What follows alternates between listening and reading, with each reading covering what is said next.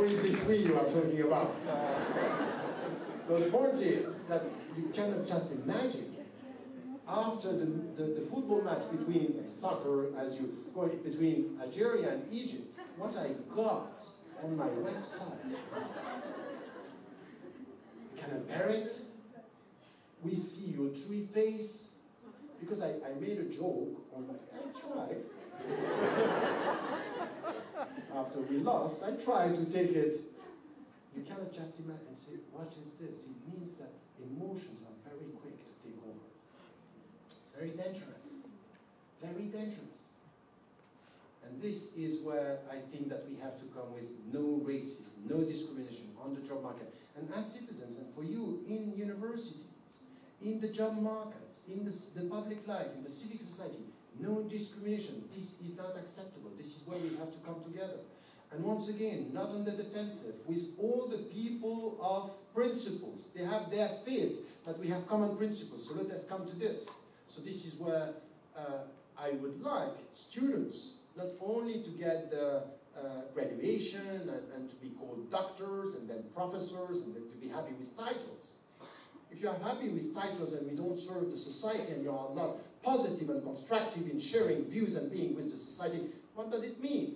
Just title to be respected as someone who has knowledge but is useless?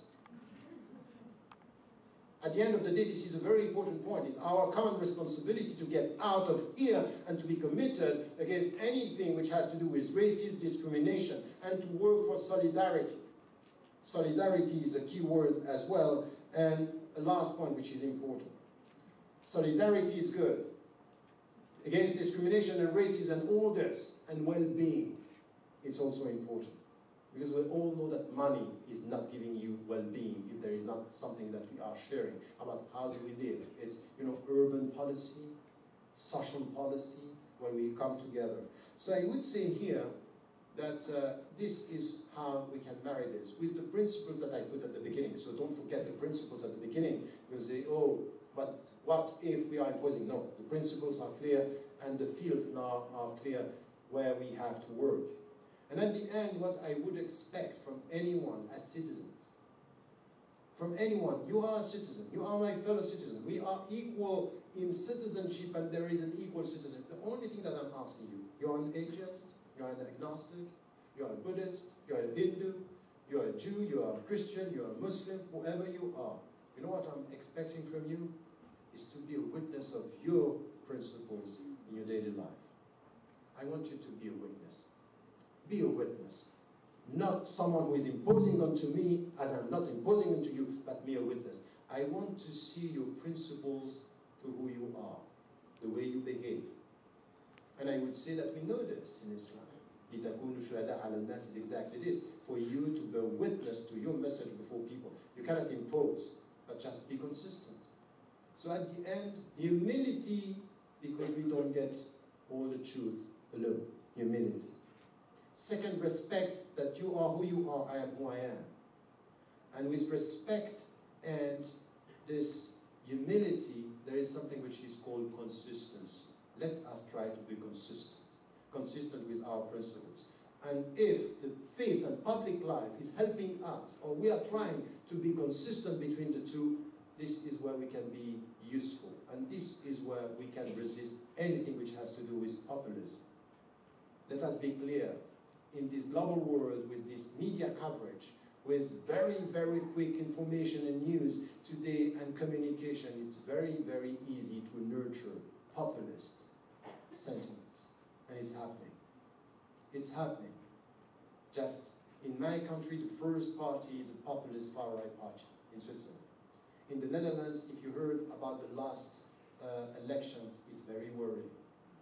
In Austria, and in your own country, some of the voices, you know, Canada is changing. Be careful. Some of the voices are now coming with things that are very worrying. And this is why it's high time to understand the very essence of this common struggle. Because we have to reform Canada for the better. At least you. Thank you. They have contradicting views and they don't agree. And how do we deal with groups that are not sharing views? This is it. Sometimes within the community and sometimes between. I would say this is, I know that this is happening everywhere. Any town and city and country I'm visiting, it's always the same problem. The first problem of Muslims is the divisions among Muslims, for example.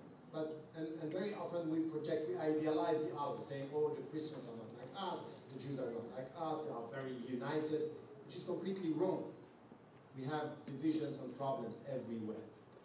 I would say here, it's a question of mentality, and it's a starting point, where the problem is, of course, from the very beginning, there is an accepted diversity among Muslims. You know, now very easy we say, in the Sunni tradition or the Shia tradition, we say, okay, there are 4 schools of law, or, but between the Shia and the Sunni, at one point in history, we had 30 different schools of law. 30. Not 1 or 2, 30. It means that they were respecting each other and there was a diversity. And the starting point is respecting the views of the other. I think I'm right, but you may be right as well, so I may be wrong. So humility, respect, and listening. Why am I saying this? Because what we have now is that you have groups with which it's very difficult to talk. For example, when you have a group called Al-Firqatu Najiyah, the safe group, meaning by this that we are all lost. And they are the only one, and the way they talk to you is, come to the truth now. It's very difficult, because sometimes it's very arrogant and very, you know, sharp in their judgment. It's very difficult. But this is not the case for the great majority of the groups. And I would say that we all have to understand that, for example, in Islam, the road is very wide, and there is a different way of walking. Some are literalists, some are reformists, some are Sufi, some are whatever. As long as someone is not coming with something which is not Islamic by saying things that are completely wrong, and if someone is doing this, you can say, I distance myself because this I think is wrong. Within the realm and within the limits, we should accept these differences. And it's a question of mentality, say, okay. And you know the future belongs to the people who will be able to connect, not to go always to the same mosque, not to stay with the same people, to connect, to try to talk to people. Their own cultures and their own trends, and their own culture as well. You know, if you are coming from Asian countries, or coming from Arab countries, or coming from Canadian, to be converted, very often we stay with our people. So the Turkish with the Turkish, the Arabs with the Arabs. It's wrong. It's completely wrong. It cannot be the future. This is not the future of Islam in Canada. The future of Islam in Canada is Muslims with all the different nationalities of origins we come together, because the future is the same. And I would say that this is a mentality that we have. It's a question of education. It's a question of practicing this and being in touch with people. And I would say it's the same also with your own societies, with people who are not from your own religion, to be able to connect. And sometimes we have many things to share as principles, and we may disagree on other things. To find the points of agreement is something which is important.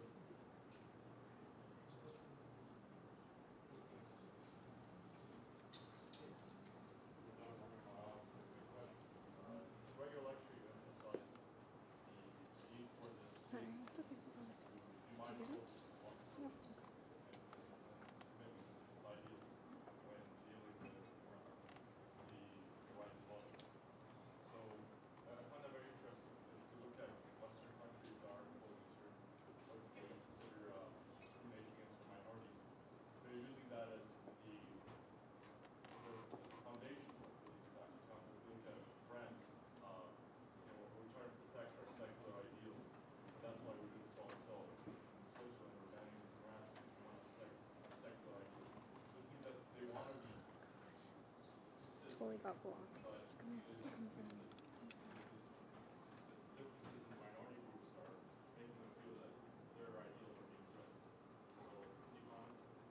Yes, it's a very good question. Is about the consistency of what is happening in many European countries now, where the people are saying it's in fact